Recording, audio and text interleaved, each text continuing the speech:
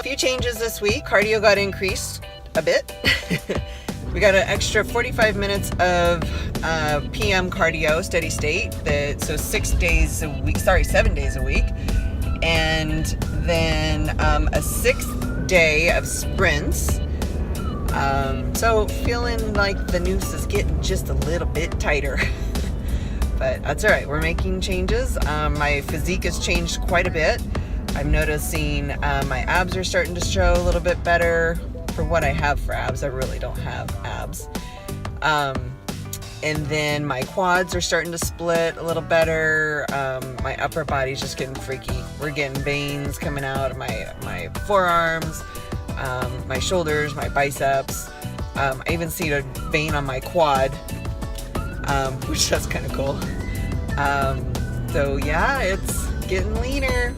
Just want to see my glute and hamstring tie-in come in. That's kind of the focus. Upper body will come in, no problem. Know it, just need to keep it full. And then watch that glute and hammy come in. So hopefully, we'll see. Diet didn't change too much. Just lost 25 grams of carbs, so I have 25 grams of starchy carbs a day. That's it. That's like 1 tablespoon of rice. I swear, it's not very much. But protein, veggies, and so 4 meals of fish per day. No problem. I actually feel good with it. We're getting lots in, and my energy's good.